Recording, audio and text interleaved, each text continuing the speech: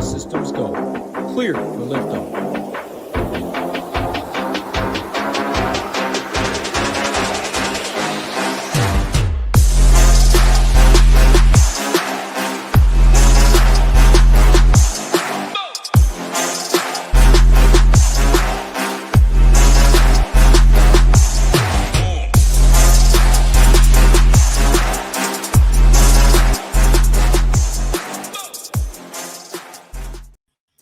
What's going on, everybody? Happy Thursday, Friday, Saturday, whenever you're listening. We are talking some fights. 1 week off last week. I think it was like 13 in a row prior to that. So I always enjoy the break because we obviously put in a lot of work throughout the week. But then come Saturday, I always miss some UFC and some MMA on my screens. But happy to be back. We have, I think, 4 or 5 in a row until the 4th of July. This one in China, that means 4 a.m. Eastern start time, 1 a.m. over here. If you will be up, let me know in the YouTube comments. I am curious to see who will be up, who will be waking up, hoping they have a sweat. But 13 fights, fingers crossed. We keep all 13 because if we do, I think it's a solid DFS card. How are we doing, Big Marley? What are your thoughts on this one? Yeah, I'm pretty good. I'm thinking I'm going to wake up maybe my usual work time a little bit earlier than I usually would on a weekend, see how my card is going, and then decide if I want to fall back asleep or not. But I think it's a good DFS card, another tricky card for sure, but a tough one to want to wake up at 4 a.m. for. No doubt about that. A solid DFS in real life. We talk about a lot. Many probably have watched a lot, so they know that they're not correlates. They can, but why I think this is a great main event. About 1, 2, 3, 4, 5, 6, 7, 8, 9 fights of the 13 expected to finish, and look how that looks. The first 4 all expected to go to decision, then all finishes. So even if you just want to set your alarm a couple hours after the first couple, not only that, we have a fadeable main event, which I think always adds a more fun dynamic. I don't like when the main event's like 90% owned plus. Definitely a fadeable one right here. And yeah, a lot of line movement on this card. When we go bottom to top, like always, we'll mention it like we usually do, but plenty of line movement we've had since opening. So there's no fight that I think you need to go all in on, but it's very clear the 2 5-star fights Big Marley has, minus 600 to finish, minus 600 to finish. After that, the most likely to finish on the card, minus 200. Now it's minus 215. But yeah, I think these are definitely the best two. 2 mid-tier fights expected to finish, 2 expected to go the distance, and ownership should be relatively spread out. So I'm ready for it. Again, make sure to set your alarms or get your lineups in on Friday, which I will be doing, and hoping there is no cancellations. Any broad slate overview or anything before we go fight by fight? No, I think you kind of did a good broad slate overview. Looking forward to breaking it down with you. All right, we will start bottom to top like always. We're going to the women. Pictures up, man. We're going to the women's division. Jaqueline Amorim minus 135 taking on Loma Lookboonmee plus 115. This is plus 150 to finish. We have Amorim almost all the finishing upside at plus 195, where Loma is plus 580. I talked line movement in the beginning. This is one that had some. Amorim opened minus 250. Days later, she was plus 125. That was the lowest she got. Then she's taken some money back. It is now minus 135. But minus 250 to plus 125 to now minus 135. All the finishing upside is on the Amorim side. So what are you doing to this to kick off the card in this one? Yeah, I'm going to be on the Amorim side in this one. I just think that if she wins, she is going to score well. I think she does have a big grappling advantage in this fight. I think she could win with a first-round submission and score 95-plus points. And I also think she could win a decision and still score 90-plus points. Either way, I think she puts up a big score if she gets her hand raised. So I'm all in on that. I'm not confident she gets her hand raised, so I'm not going to the window to lay a bet on her, but I think she scores well. Whereas if she does grapple heavy in the first round and then she slows down, I don't really know how round 2 and rounds 3 look. Maybe those go to Loma Lookboonmee. But in DFS, I don't think Loma's going to score well unless Amorim's completely gassed out, because I don't think she's going to want to take Amorim down even if she is gassed. So Loma's a striker. She's going to keep it on the feet as long as she can. And I don't think she's even going to score points in the first round. So I'm going to just pass on the Loma side. I think you could get some exposure in MMA mainly just hoping that Amorim gasses Loma's completely unowned, and then maybe she could put up 80, 90 in a late win if she gets a TKO or something. But I'm not going to take my chances there. I'll go overweight on Amorim. I think she puts up a big score, maybe first-round submission. Glad I went to you first because, I kind of see it the same in the sense of for DFS. Like, if Amorim wins, she has plenty of upside at 8,200 to get there in the mid-tier. So I'm easily going to play her. She's finished all 10 of her wins, 8 by submission, whereas Loma is just an ownership play. And if Amorim gasses, her UFC debut against Sam Hughes, couldn't get the first-round submission, lost rounds 2 and 3. She gassed. I think Loma's probably better than Sam Hughes too. So she needs to implement that same game plan. Try and make her work in round 1, survive, then win round 2 and 3.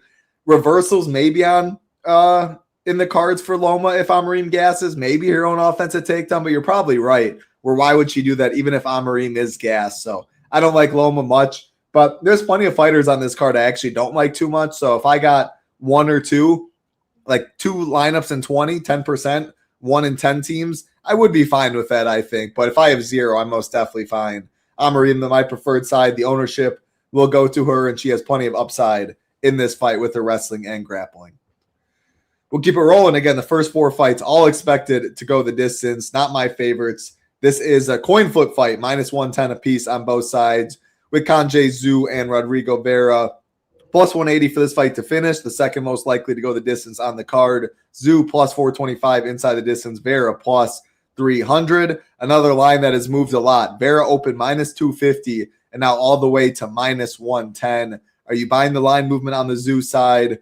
Thoughts on this fight for DFS? I'd have bought maybe the plus 190 or whatever you would have got on Zhu, but I think that at this point, if I had to bet the fight, I'd rather take the Vera side. Both these guys look pretty solid, though. But Zhu looks like he is only going to want to strike. He does have heavy hands. He's going to be pressing forward, trying to knock Vera out. He doesn't strike me as like a high volume type of guy, but I do think he's going to have the striking advantage really at all times. Vera's the more well-rounded fighter. He can hang on the feet, but he needs to be on the inside. He's really good on the clinch. And he's also takedown heavy. And I think that's really good for him in this matchup because Zhu was taken down 16 times in his road to the UFC fight. Anyone who can be taken down 16 times, I'm interested in playing against them. I think that Vera has that kind of upside where he can just really hang on to this guy, get him in the clinch, grab onto his waist, slam him, pick him right back up, slam him again. He's got that in him, I think. So I'm in on the Vera side. I think he puts up a big score in most of his wins, where Zhu needs a knockout for his big wins. I think he could win a striking-based decision, but if he's spending periods on his back where he's not scoring, I just don't think he's going to put up a score in a decision where he might not even hit over 10x in a decision win. So you're really hoping that he gets a knockout. And Vera's only lost once. I don't even remember. I don't think he was knocked out. He might have been knocked out in that fight. But I liked what I saw from Vera. I think he can avoid that type of a matchup and get this fight to the ground where he wants it. So Vera's my pick to win, my preferred play. But that line movement does have me a little bit worried. So I kind of like Zhu as well because he is cheaper. You got to find underdogs on this card. I think it's a little bit tough to do. I'm definitely on the Vera side in the fact it's kind of like the first fight with Amorim Loma in the sense of if Vera wins, I think he has a lot more likelihood of being optimal than if Zhu wins. And you said it. Zhu was taken out 16 times in a road to UFC fight and 4 times. As a primary striker, that shows he can actually get up, which is what you want. But Vera's going to want to wrestle in this one, I think. Better inside the distance prop at plus 300 and the more likely wrestler. It is the second most likely fight to go the distance. I am trying to get some upside. 2 of the 4 in the mid-tier expected to finish.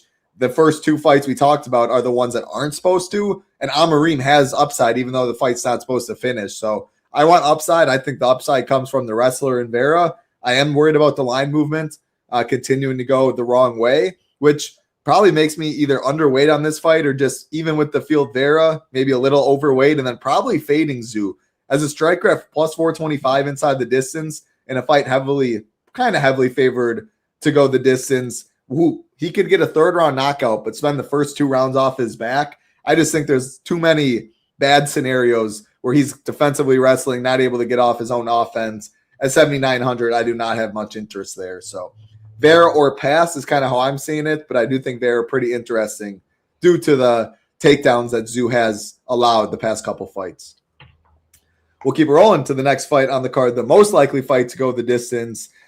We have Jingnan taking on Angela Hill. Jingnan minus 190, Angela Hill plus 165, plus 300 for this fight to go the distance, also known as minus 600 for it to, or no, plus 300 for this fight to finish. So it's minus 400 for this fight to go the distance.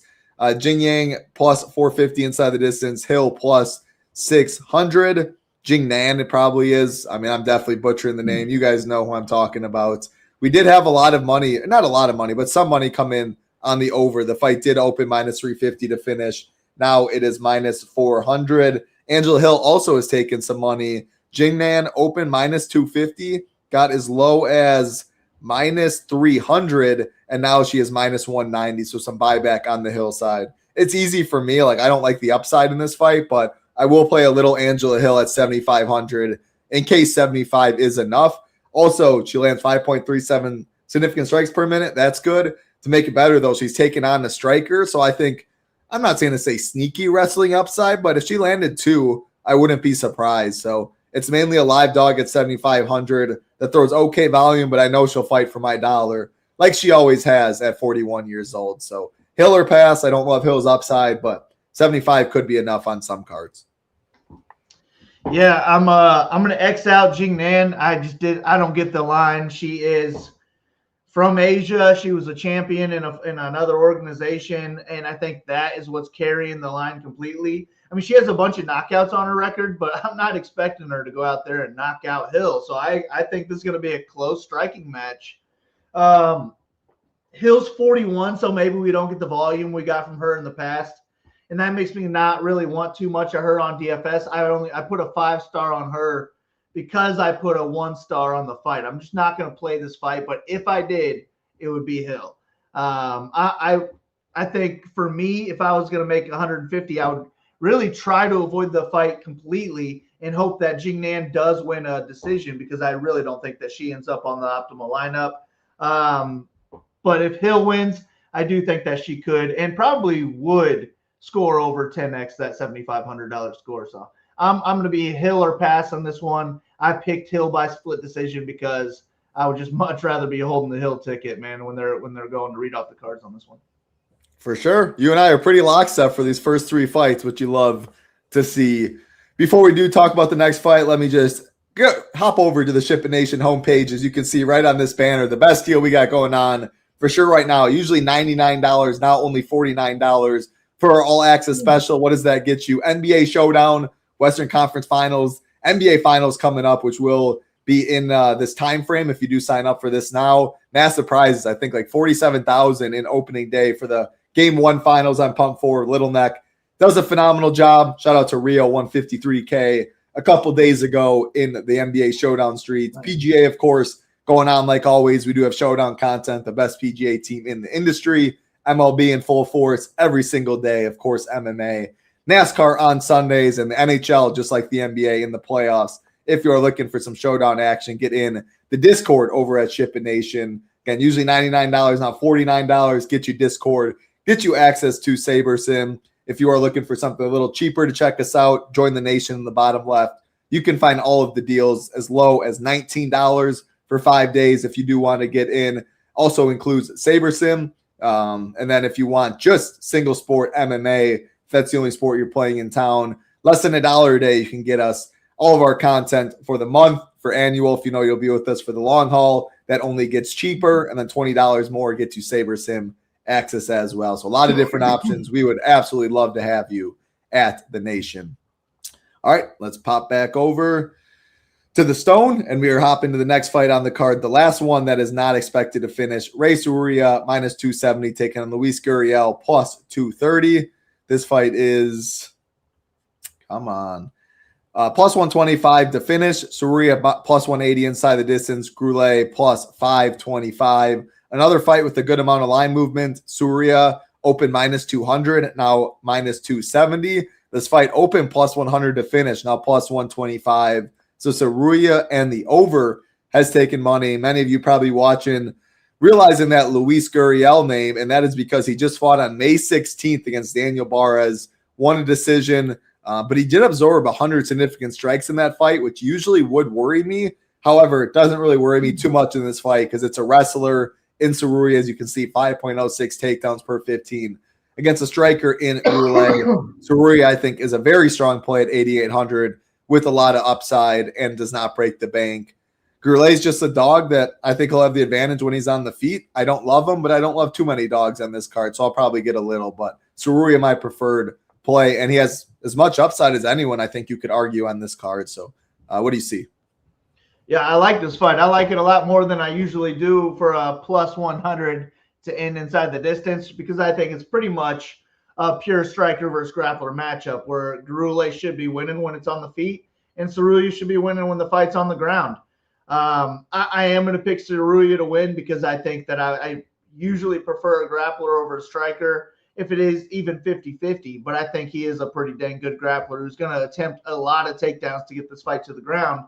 And then also Gurule, he absorbed 100 strikes, but he's also now flying across the world on short notice to fight on a 4 a.m. card. I just think all that's against him.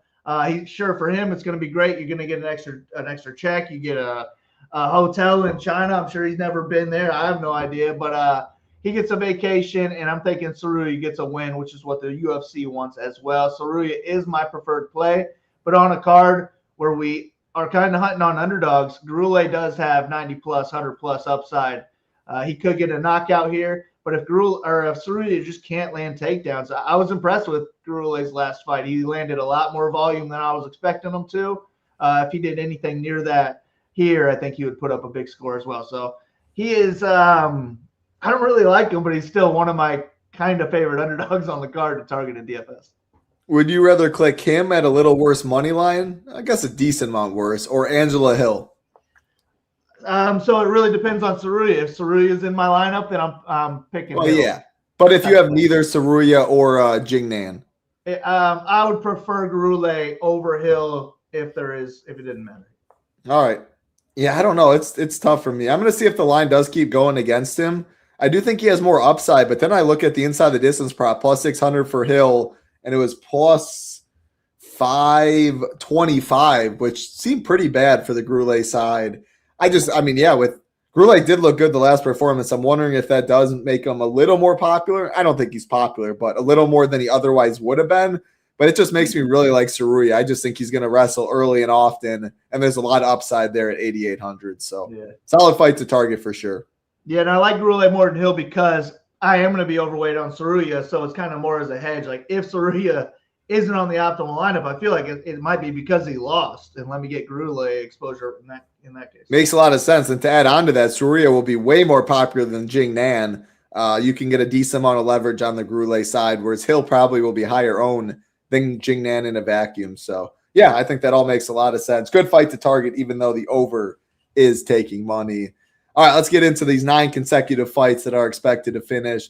Another big favorite, Cody Haddon, minus 365, taking on Aoriqileng, plus 290, minus 135 for this fight to finish. Haddon, plus 120 inside the distance. Aoriqileng, plus 450. Some line movement in this one. Haddon open minus 300, now minus 365. This fight open minus 130 to finish, now minus 135. How does Haddon at 9,300 compare to others in the upper tier, and what do you think about this fight? Yeah, I think the upper tier is just really tough this week. You're you're taking shots or coin flips almost, but I would rather just take Haddon over Yadong, save the $200 and maybe some ownership as well, and just get different rather than taking any confident stands on any one of them, really. In this fight, I think Aoriqileng is a really good fighter. He's aggressive. I think he's a good striker. He could get takedowns, but Haddon's just better everywhere. I just think he is a much better boxer, really clean striking, can land a really high volume as well. I don't think he's really necessarily a one-punch put out Aoriqileng's lights, but he's going to just add up over and over, and he could get a knockout in any round. And also, he could land takedowns if he wanted to. So I like Haddon, and he could put up 100+ in the decision. I think they're all the same, really. All those guys from 93, 94, and 95. Yeah, they're all the same to me. So maybe he's the lowest on, I'm thinking. So that makes me like him the most. But I also think Pavlovich has a lot of plus or that first 60-second upside where I don't know that Haddon can match that if he does get it.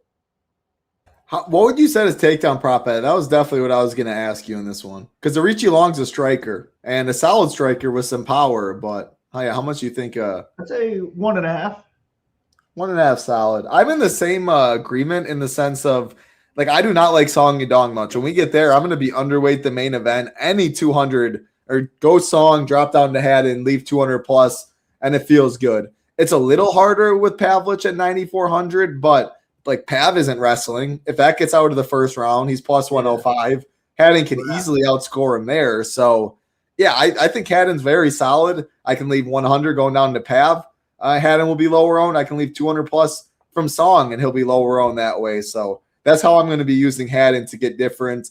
I do think like Zhang, though, right here, for 400 less, any Haddon team can easily go down to Zhang. I think he's probably the best play in the upper tier, will be higher owned. But, yeah, I think my favorite way to play Haddon is leaving 100 or 200 and just not getting up to Pav or Song Yadong, since good volume. He can strike. He can mix in wrestling. Plus 120 to finish isn't bad. He has plenty of outs at the optimal, even at 9,300. How much Aoriqileng do you think you're going to play? Because the line keeps going against him. He's 6,900. Like, I don't think 30 and a loss is enough, but like, I don't like too many of these dogs. So I don't know. Maybe you can talk me into a little Aoriqileng when I didn't plan on getting maybe any. Really, if I play 10 or less lineups this week, I'm not going to get any Aoriqileng. 20 lineups, I might get one or two, but I'm trying not to get him because I feel really good about Haddon. Yeah, I agree. I don't want too much Aoriqileng either. I think Haddon gets the job done in this one. The under taking a little money as well. Appreciate everyone hanging out. All we ask again is the like button and subscribe button. It helps us out a ton. And again, in the YouTube comments, if you will be getting up or staying up or whatever it may be for these fights, let me know. I'm curious. 4 a.m. Eastern in China. Next fight on the card, we got a mid-tier fight that is the most likely to finish. Again, the most likely to finish in the mid-tier. That is pretty much a coin flip. Meng Ding minus 115 taking on Jose Souza minus 105. I was reading off of fight odds, so Jose Henrique and Meng Dang. You guys know what we're talking about. We're talking this fight. It opened minus 160 to finish, and now it is minus 170. Ding plus 130 inside the distance. Henrique plus 265. I'm gonna throw it to you first because I'm definitely a lot higher than a 3-star on this fight. So I'm curious to hear what made you put a 3-star and then break it down. Yeah, I don't know, actually. I feel like it is probably more of a 4-star for me. I do like both sides of this fight. I'll change it to a 4-star right now. But I do think that it's the Henrique side. I put the 4 stars on him because I am picking him to win. He was the underdog when I was looking at the fight, so that really helped me pick him to win. But also line movement going his way, I think that it just makes sense to be high on him. But on his side, I kind of think you need a knockout for any big score. For a 90-plus point score from Henrique, you need a knockout because I don't think he's going to wrestle at all. And I also don't think he's a high-volume striker. I think he's going to be the one pushing forward, being the bully in the fight and landing some big shots. But if he doesn't get a knockout and he wins, I don't even know that he would win a striking-based decision because I think that Ding is more active. I think Henrique is also more likely to slow down throughout the fight, and Ding will just get more aggressive. I also think Ding would be the more likely wrestler in this one. I think he should wrestle.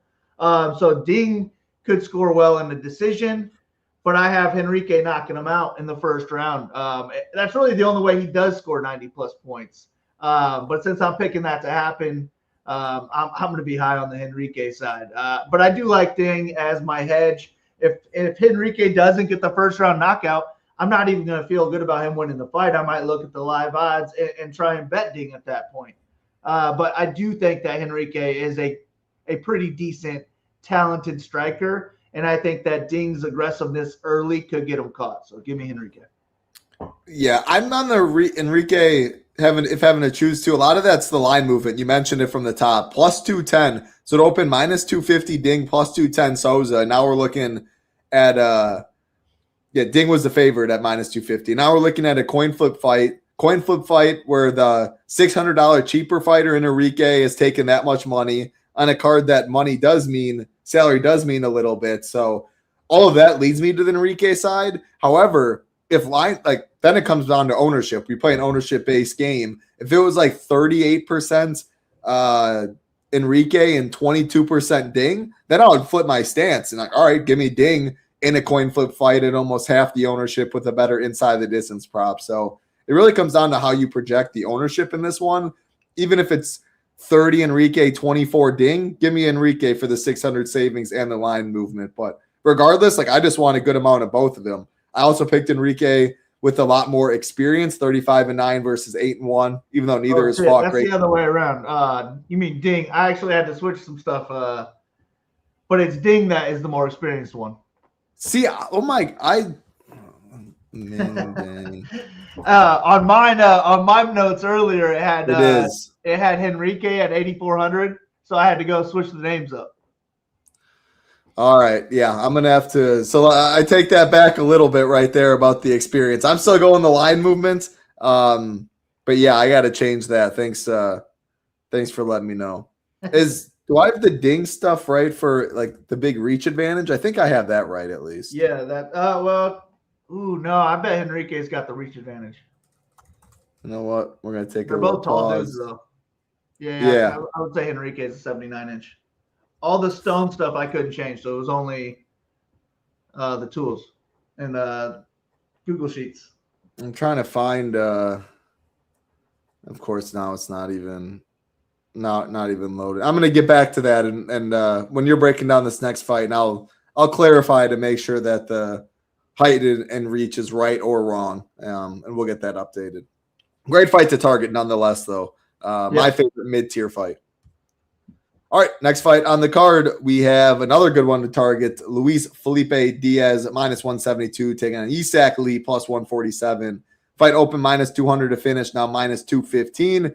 Diaz plus 115 inside the distance after opening plus 135. Lee open plus 215 inside the distance, now plus 240. In terms of line movement on this one, Diaz open minus 200. Shortly after, 25 minutes, was a minus 145 favorite, and then he has taken a little money since, but minus 215 to finish. That is the third most likely on the card. I like both sides of this quite a bit. Because I don't like many dogs, I think naturally I'm just going to have a lot more Lee. Or I shouldn't say a lot more. I'm going to have more Lee for 1K savings, but maybe the field does as well. So I'm in on this fight. What about you? Yeah, I think another good fight to target. Mostly because it's low level. Lee is probably the lowest level fighter on the card. I don't know that he even is deserving of a UFC shot. All of his competition that he was fighting was just super low level. None of them will ever step cage in the octagon. So I think that it's all really on the Diaz side. What does he do in this one? I think he can come out, get a takedown, dominate the first round, probably maybe get a submission in that round. He is a good grappler, and he's a big, strong dude. But him being a big, strong dude is going to take away from his gas tank. And after the first round, I just really don't feel good about his work rate. So I would be hoping that he finishes in the first round. I think he has a pretty okay chance of doing that, actually. But then if he doesn't, the more he slows down, I do think Lee could come back and just be the more fresher guy. He looks like he prefers to fight on the ground more as well, but I just wasn't impressed with anything about him. So I think it would just be, he would look impressive against a gassed Diaz. And if Diaz gasses, then Lee could put up a good score. But I'm going to try not to play Lee. I want to be heavy on Diaz in this one and just kind of hope that talent and overall skill prevails and it doesn't go deep into the fight. That all makes sense. And like I said, I wouldn't be surprised if Diaz is lower owned when it is all said and done too, which only makes him more appealing. But at 8,600 and 7,600, that's just a fight I want to load up quite a bit. The under is taking money as well. So no strong lean. I just know if I was overweight both, I would like that. And yeah, all of that's going to have to get changed. Souza's the one with the reach advantage like you expected. So this fight right here, it's completely just the opposite. It messed me up with the line and the pricing and all that. So yeah, I'll get that updated throughout the show or right after the show. All right, let's go to another mid-tier fight. This one also expected to finish. Alex Perez it was minus 145, and now I just refreshed and it's minus 127. So a bet on Sumudaerji just came in recently, plus 107. Sumudaerji on the way back, minus 115 for this fight to finish. Perez plus 185 inside the distance. Sumudaerji plus 315. I definitely know I'm playing some Alex Perez. 2.21 takedowns per 15 minutes, plus 185 inside the distance. That all looks good to me. And yeah, 77 Sumudaerji, now a plus 107 underdog.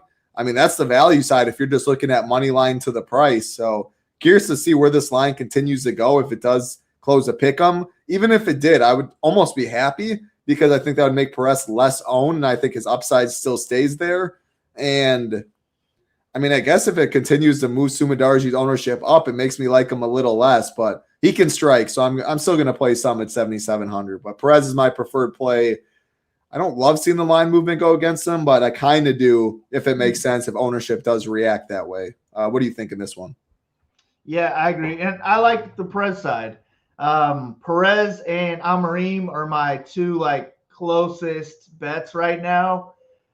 Maybe the line movement helps me get there, but Sumudaerji is the more flashy, maybe better overall striker, but he needs to be at range. Where Perez could hang on the feet, he just needs to close the distance more often, and his big edge would come on the ground. I think he's going to have a massive wrestling edge. And Sumudaerji, well, they've both been submitted 6 times, but Sumudaerji just really has a poor submission defensive game, and I think it could lead to him either getting submitted or Perez could just dominate this fight on the ground and really score 110-plus points in a decision win. So I like Perez. I will be overweight on the Perez side. I hope that the ownership does keep raising Sumudaerji's ownership. And I'm going to try and stay away from him. Not exactly stay away. I want a little bit of exposure. The more lineups I have, the more Sumudaerji I want. But if I'm looking at a single entry, it's not going to be Sumudaerji on my team. It's going to be Perez that I'm clicking on. Agree. I mean, I guess I shouldn't say if I had a single entry and I landed on Sumudaerji in the line somewhere around here, I think I'd be fine. Again, that's just more so due to the lack of underdogs, the 7K range that I like. But Perez is my preferred play. We'll be keeping a close eye on the line movements. We're talking some line movement. This next fight on the card, Jake Matthews has taken a good amount of money. As you can open minus 225. On Monday was minus 350. And now finds himself as a minus 445 favorite, taking on Carlston Harris plus 345 on the way back. Minus 175 for this fight to finish. Matthews minus 105 inside the distance. Harris plus 400. Matthews in round 1 plus 275. It's another one where I can go Song Yadong, drop down to Jake Matthews, leave 300, fine. Pav, drop down, leave 200, fine. Haddon, drop down, leave 100, fine. Matthews has not been a great DFS scorer historically, but I mean, he's taken over $2 since open, $1 this past week, minus 105 inside the distance. I think he's better than Carlston Harris everywhere. So I'm going to play a little bit. Again, game log watching, he doesn't really get there too much. I think he's only scored 100 maybe once, but yeah, I think this is a good matchup where he could. So I'm going to play some Matthews, find leaving money on the table as a way to get different with them. Don't love Carlston Harris, especially the more that the money comes in against him. What do you see in this one? Yeah, this is just one where I'm not trying to play Matthews at 9,200. I just don't think he is in the same tier as those other guys. I would much rather have Haddon, Pavlovich. I would rather even pay $300 more for Yadong. Not only that, I would rather go down the tier to the 88 to 9K guys as well. So I'm just not going to play Matthews this week, which could lead to me playing Harris. I think Matthews is better everywhere. I do agree with that, but I just don't think his work rate's high enough, and he probably is going to strike more than grapple in this one. So I would think Matthews has a better chance at scoring 60 than he does 100, and I'm just not going to go there. But Harris is dangerous. I mean, he's got power. He could knock out Matthews, and Matthews is kind of flaky. It wouldn't shock me to see him get a takedown. and get submitted because of it. But if Harris does win, I think he has a better chance at scoring 100 points. So if I need to go that real cheap this week, I think Harris is actually my guy. I'm not feeling good about it. Don't really want to be overweight, but I'll probably have some Harris exposure. All right. I had more interest in Harris on Monday when the line was 350, 285 than I do now seeing Jake Matthews take $1 since then. So, yeah, we're different on that fight, but we've been pretty similar on almost every other fight we've talked about.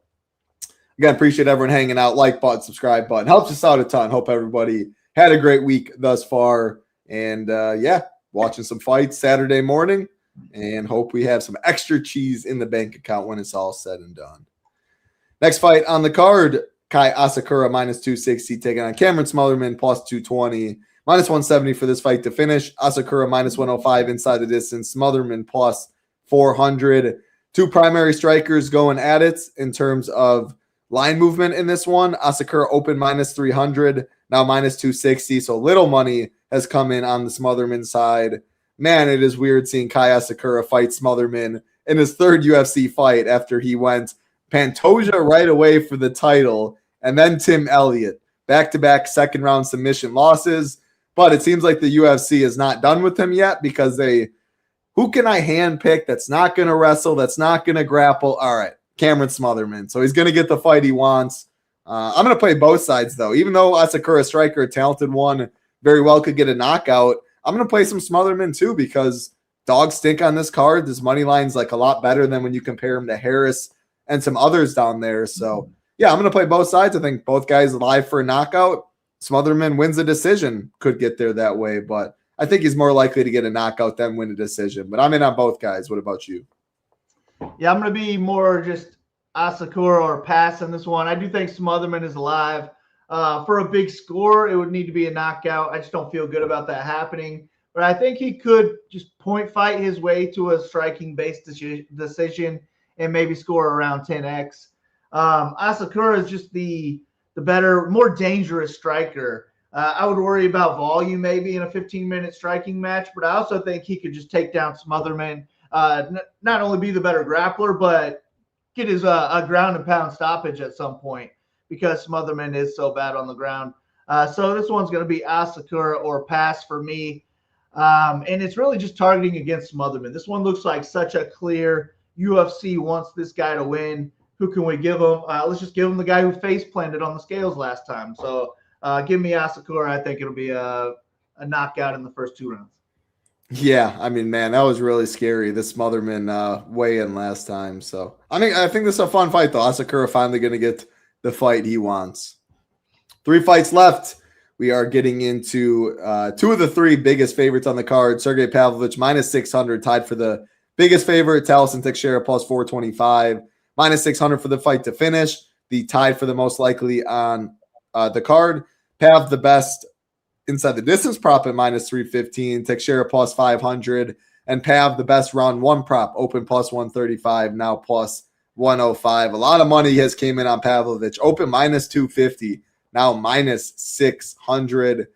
I didn't plan on playing any Taliesin initially, but I don't know, actually. The more I'm looking into it, it's really just I don't like many dogs. Pav's going to get a good amount of ownership. Taliesin's plus 425 money line and plus 500 by finish. Like if he wins, it's by finish, and he's almost surely on the optimal. And I think his ownership will be probably single digits. So just using your logic alone, odds converter and stuff like that, even just his money line at plus 500, like he's better likely, he has a higher chance to win than his ownership alone. And then you get leverage on top of that for a very cheap price tag at 6,800. So I didn't really expect to talk myself into some Taliesin, but the more lineups I play, the more I definitely would get some Pavlovich. I mean, he probably knocks him out in round 1, but his last 3 fights have gone the distance, granted against a lot better competition than Teixeira. So what are you doing with Pav?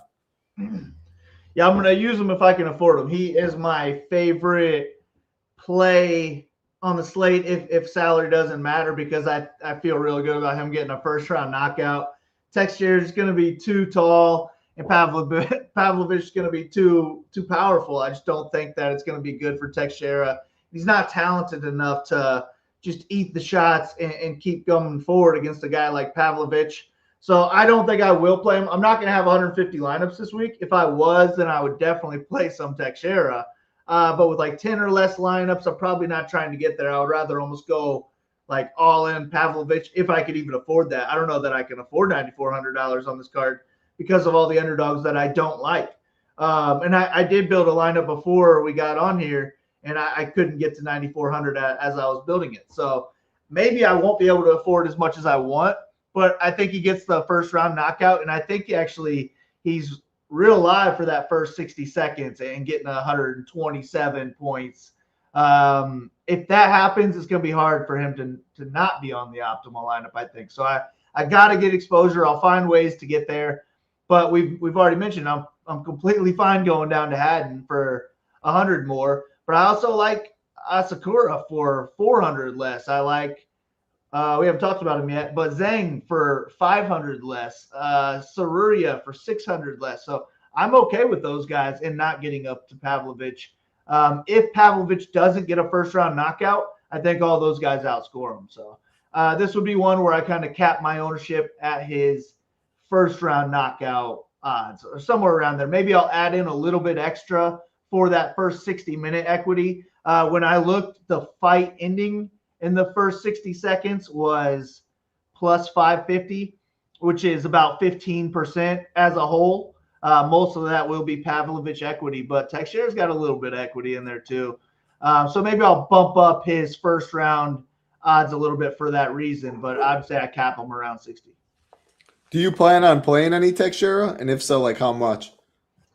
I'd say 10 lineups I don't, 20 lineups I do. No more than 20%. I'd guess I'm closer to 10. Okay. Yeah, I think that all makes some sense. I'm gonna up my Taliesin exposure, which could have been like 2 or 3%, maybe like 10 or 15% for all the reasons I did mention. I'm gonna play Sergei. He's definitely live in round 1, but 9,400, it's a big price tag. And I do think he is higher owned than like Cody Haddon, for example, or Jake Matthews. So when I am chalkier, I am personally fine dropping down 200 or 100 as a way to get different there. But in a vacuum, Pav, one of the best plays on the slate. Best inside the distance prop, tied for the best money line and the best round 1 prop. Let's get into my personal best favorite play on the card. Obviously, price is included in that. Meng Zhang minus 250 taking on Alonzo Menifield plus 210. This fight also minus 600 to finish. Zhang minus 225 inside the distance. Menifield plus 325 and Zhang round 1 plus 110. Zhang open plus 135 in round 1, now plus 110. Every single Zhang win, all 19 of them have ended in round 1. If it gets outside of round 1, he's not doing too well. I think he's going to get a first round knockout in this one. But if he doesn't, that's why I'm going to play some Menifield at 7,300 as well. Man, the problem is he's 38 years old. He's looked like dust as of late. He's not very active on the feet, but I think Zhang's going to bring the pressure and force Alonzo to do something. So, yeah, I ideally would be overweight on both sides. I wouldn't be surprised if Zhang was the highest owned fighter on the card, which then only makes me like Menifield even more for the leverage. And I'm definitely still eating some Zhang chalk, but yeah, great fight to target. I will be awake for this one and hoping to see some violence. What do you see in this one? Yeah, I think Dana White went to the executive table and was like, all right, guys, we're going to Asia. I need to get Zhang a win. I need to get Yadong a win and Asakura a win. Now go figure out what you can do for me. And Menifield's going to take that first round knockout loss. Ming Yang's going to score, 105, 110 points, and I think he's on the optimal lineup. So he is my probably second favorite play on the slate. I'm going to be loading up on him. But Menifield has big power himself. So any lineup that doesn't have Ming Yang, I probably do want Menifield in it. This is my favorite fight to target. I don't think it gets out of the second round. I doubt it gets out of the first round, though, and I think Ming Yang gets the win. Totally agree with you. Definitely a fight, though, I want to load up on quite a bit. Again, just going to show it off one more time. We're heading to the main event, but if you join late, you skip forward just to get our main event thoughts. ShipItNation.com. We have a deal going right now, usually $99, only $49 for your first month. Gets you NBA, PGA, MLB, MMA, NASCAR, and NHL coverage. Also gets you SaberSim and access to the best Discord around. We would love to have you. If you want to check us out for a little cheaper, bottom left, join the nation. You can see all of our different deals, 5 days for $19. Also get you all of those sports above. We also, if you just play MMA and want content for that single sport, MMA, less than $1 a day, you can get all of our content. Just $20 more for Saver Sim projections, ownership, a stone like we're showing off, and a completed core report from both sites, slate plan, tier rankings, fight rankings, also an MMA education video Big Marley and I did last summer, which definitely still applies, education MMA. You can find that about an hour and a half talking everything you need for the great sport of MMA DFS. All right, back to the stone and the main events. The biggest favorite on the card, actually tied for the biggest favorite was Sergei, but the highest priced is Song Yadong minus 600, taking on Davison Figueiredo plus 425, minus 135 for this fight to finish. Song plus 100 inside the distance, Figgy plus 625. Crazy to see. Figgy was absolutely owning the flyweight division not too long ago and now finds himself as a big underdog here. Figueiredo fights I do not like targeting much nowadays because he relies on his power. He doesn't want to push himself, like push the pace of the fights too much, which then usually leads to the other fighter not doing too much. And Song doesn't wrestle himself anyway and averages 4.42 significant strikes per minute. So minus 150 for the fight to finish. Over 4.5 is minus 119. It's actually minus 135 to finish now. The over has taken money, which I think it does go to decision. I think Song wins. I think he wins a striking-based decision. And if that is the case, I'll bet on Zhang, Sergei, Asakura, Matthews, Felipe, Meng Dang. Like, I'll bet on all these guys. Tsuruya outscoring him.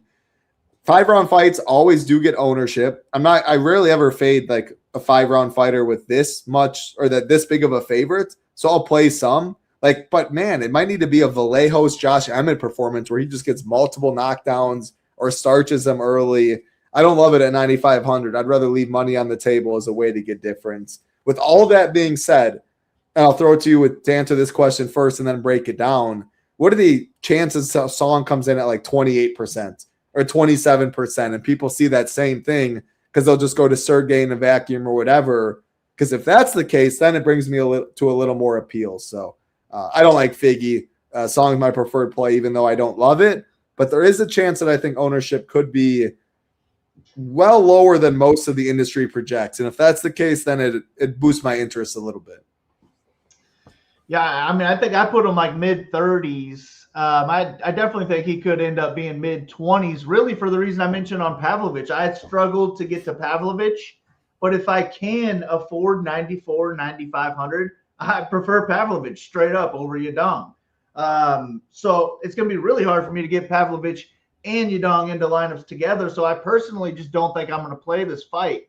Figueiredo's good everywhere, but no work rate at all. He's going to need a finish to beat Yadong because Yadong is just better everywhere, and he's going to have a higher work rate.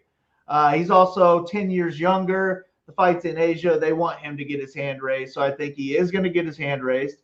But I don't know that he's even going to score 100 points. I think he could score 100 points and probably still not end up on the optimal lineup. But I think he might be more likely to score 90 in a win in this one. And he's not going to make the optimal lineup at 90. So I'm going to try and get away from this fight and hope that the optimal lineup is already locked up. And if that's the case, maybe I have a sweat to an anti-sweat, just hoping that this fight is a Yadong win and nothing crazy. I'm with you. Ideally, I would be having the nuts going into the main event with Song needing him 105, and I'd feel pretty good about it, not locked up. I definitely will not be playing Figgy and 20 and below. If I'm playing 150, I'm probably playing every fighter on this card. That's what most pros do, it seems. But I won't have too much of this fight. I will have some Song, and it really determines, again, if you think Song comes in 25%, then I think being overweight makes sense. If you think he comes in 37%, I want to be underweight that number. So that just shows how important ownership is in the great sport of MMA. That's all I got, Big Marley. Any final thoughts before we get on out of here?